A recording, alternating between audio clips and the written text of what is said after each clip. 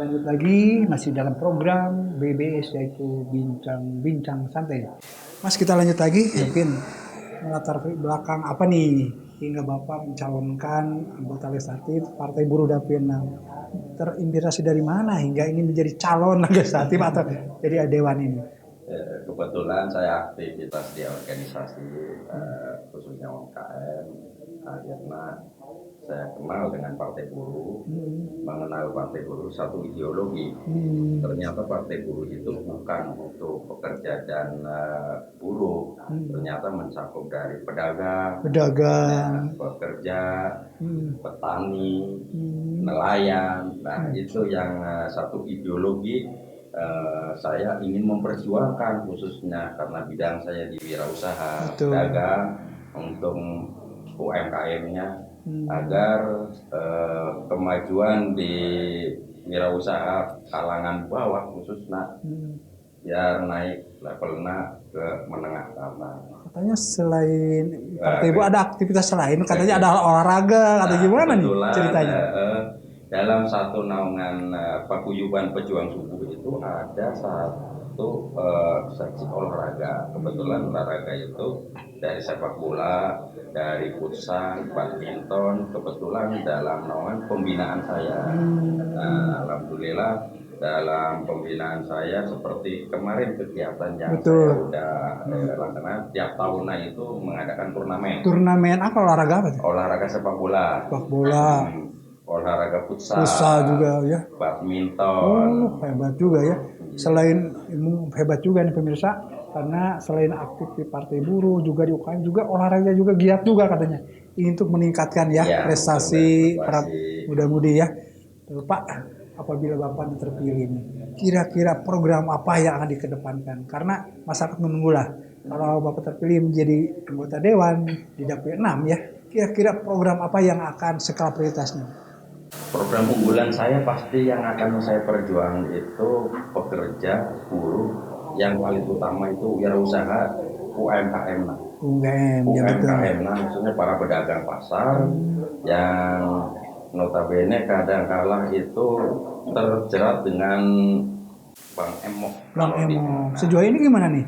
Udah setelah saya interaksi dengan para pedagang, alhamdulillah kan saya mengajukan ke pemerintah ya untuk bantuan dana permodalan khususnya dagang menengah ke bawah untuk tanpa bunga, tanpa jaminan agar mengimbangi si Bang Emok itu. Sejauh ini perhatian seperti apa nih? Alhamdulillah antusias sekali ya para pedagang untuk mengajukan peminjaman permodalan yang tanpa bunga, tanpa jaminan. Apabila ke Bang Emok kan itu bunganya tinggi, akhirnya bikin bangkrut. Ini perhatian dari pemerintah sejauh ini, mungkin ada realisasi atau mungkin sudah ada bantuan. Itu di kelompok atau perorangan atau gimana? Alhamdulillah ada bantuan langsung dari program Bapak Bupati Kabupaten Bandung untuk permodalan. Iya, berupa permodalan modal usaha, peminjaman dana bergulir. Berapa nilai itu? Nilainya dari mulai 2 juta. 2 juta. Dicicil atau gimana? Dicicil tiap bulan. Kalau untuk pasar itu ada petugasnya tiap hari di udah berapa anggota deh mulai Mas sekarang ini untuk sampai sekarang? Di anggota alhamdulillah udah berapa ini untuk PKL-nya? Iya, 556 PKL pedagang kaki lima. Semua sudah dapat bantuan. Semua. Alhamdulillah. Itu dipakai jualan apa yang kebanyakan? Kebanyakan ya, karena kan bidang usaha macam-macam. Pak pedagang pasar. Pedagang pasar. Khususnya saya memegang pedagang pasar bolehnya. Ada pemasukan buat koperasi atau mungkin yang dikatakan? Ya, kalau untuk dana modal usaha ini saya real tidak ada pemasukan. Saya sukarela karena ini kan dana pemerintah. Betul. Nggak boleh untuk dimanipulasi untuk keuntungan. Saya real segitu, ya segitu 2 juta. 2 juta ya. Iya, tidak boleh untuk kita mengambil keuntungan kecuali dana modal usaha yang komersil. Betul. Nah, itu ada 2. Kalau di luar dana bantuan modal usaha tanpa bunga tanpa jaminan ada lewat bank namanya. Kita punya mitra namanya Bank Kertaraja milik Pemda. Ya. Nah, dari Bank Kertaraja itu pinjaman modal umum itu ada. Berapa nilai itu? Nilainya itu ya lumayan sekitar sesuai dengan pengajuan pengajuan. Nah, selain yang 2 juta itu ya? Iya. Jadi ada lagi ada dua program, yang satu modal usaha 2 juta tanpa bunga tanpa jaminan, yang satu dari Bank Kertaraja tapi itu komersil ada bunganya. Sejauh ini caranya gimana, kan harus lancar Mas ya? Ngetrik Mas ini seperti apa? Itu satu harus jadi anggota Paguyuban Pejuang Subuh dulu. Betul, karena saya punya MOU dengan pemerintah lewat organisasi pedagang itu yang namanya Pejuang Subuh. Ini harapan Mas nih, kan Mas mencalonkan anggota Legislatif Dapil 6. Harapannya apa nih? Buat misalkan masyarakat, buat misalkan pemerintah, seperti apa nih harapan? Harapan saya ya ini yang akan diperjuangkan untuk Partai Buruh, khususnya Undang-Undang Cipta Kerja, Omnibus Law, itu tidak ada yang diperjuangkan. Saya ikut partisipasi untuk memperjuangkan program utamanya itu Omnibus Law Cipta Kerja. Ya. Terima kasih Mas. Kita kembali lagi kepada Ibu Yudo Kusumowardhani ya. Ibu kan punya keinginan banget nih untuk menjadi anggota legislatif Partai Buruh DPR RI ya, Jabar 2. Gimana nih Ibu sampai tertarik masuk ke ranah politik?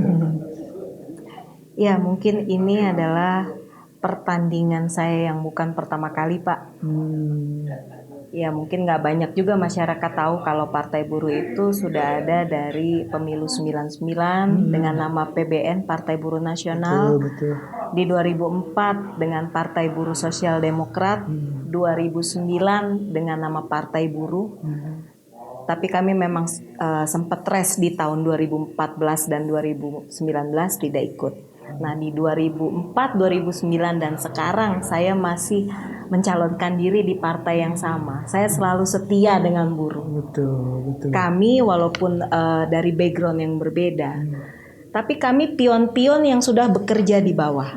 Dari awal juga udah ada. Iya, saya sudah ada di buruh dari zaman mungkin saya lulus kuliah gitu ya. Betul. Sudah berkecimpung untuk aktivitas advokasi buruh, pembelaan buruh. Begitu juga Pak Indro sudah bermanfaat untuk sesamanya pedagang gitu kan Pak. Tanpa Partai Buruh kami saja sudah bekerja untuk sesama kami. Bagaimana kalau kami di dalam wadah yang sama berelaborasi gitu kan, benar-benar untuk membantu mewujudkan kesejahteraan masyarakat yang lebih meluas lagi. Betul. Itu aja sih harapan kami, nggak banyak. Bu, mungkin Ibu mah dengan segudang pengalaman ya, terutama di Partai Buruh nih, mungkin bisa membandingkan lah antara misalkan di negeri kita, negeri orang gitu. Ibu optimis apabila Ibu diperjuangkan untuk negara untuk lebih maju untuk Partai Buruh? Baik, Indonesia kan mempunyai kepadatan penduduk yang sangat ya Pak ya. Tapi kita juga diikuti oleh kekayaan alam yang luar biasa. Kita boleh lihat Arab Saudi itu cuma punya satu kekayaan alam yaitu minyak bumi. Betul. Kita apa yang kita nggak ada Pak? Betul, kita negara subur ya. Betul. Bapak nanam tongkat kayu aja udah jadi tanaman. Contoh singkong dari daun sampai ke akarnya bisa kita manfaatkan. Nah, akan tetapi kenapa kita di sumber daya manusia itu dimiskinkan?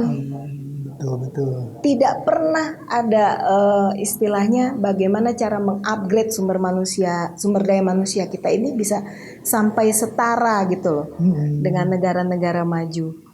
Tidak pernah juga ada inisiatif. Contoh aja kayak misalnya kemarin kita sempat kelimpungan di harga minyak goreng. Betul sampai. Contohnya itu ya, kelapa sawitnya ditanam di negara kita. Iya. Betul. Pekerjanya dari negara kita, tapi diekspor keluar. Kita mengimport CPO untuk diproduksi menjadi bahan jadi seperti minyak goreng, margarin, sabun dan lain-lain. Itu kan sangat ironis. Apa susahnya sih membangun pabrik CPO di Indonesia yang bisa menyerap ribuan lapangan pekerjaan? Betul. Dan itu mungkin akan memangkas proses yang mahal-mahal tadi kan Pak. Kita nggak perlu ekspor barang mentah, tapi kita sudah bisa memproduksi barang jadi di negara kita. Betul. Banyak hal Pak, sebenarnya konsep-konsep bagaimana memperbaiki ekonomi dan tatanan kehidupan sosial, ekonomi, budaya semuanya. Gitu loh Pak. Boleh dijabarkan lagi Bu, tadi katanya mungkin selain penataan ya, mungkin penataan lain Bu, karena kita kan perlu pencerahan buat masyarakat nih. Karena masyarakat dengan kurang pengetahuan tentang buruh atau gimana menurut Ibu nih lebih baiknya ke depan untuk khususnya di Indonesia ini seperti apa nih? Satu kata, saya pengen ada kesadaran dari masyarakat buruh sendiri.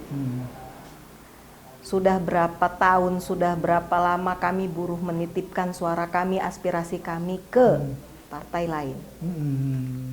Yang hasilnya seperti saat sekarang ini.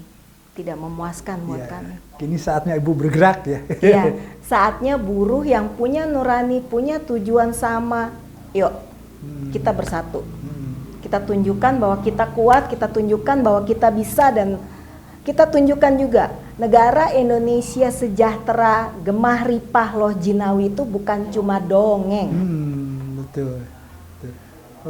Perlu Pak Bu pengkaderan antara generasi nih. Betul. Untuk bisa mendidik supaya pengertian itu yang dijabarkan Ibu itu lebih perlu nggak kira-kira untuk generasi muda untuk seperti lebih tahu seperti apa buruh ini menurut Ibu, dididiknya seperti ini perlu nggak kira-kira? Perlu Pak, karena kan bagaimanapun generasi muda atau milenial atau Gen Z itu mereka saat ini lebih peduli akan kehidupan sosial media. Betul. Lebih peduli akan kehidupan dunia maya dibanding dunia nyata. Ya kan?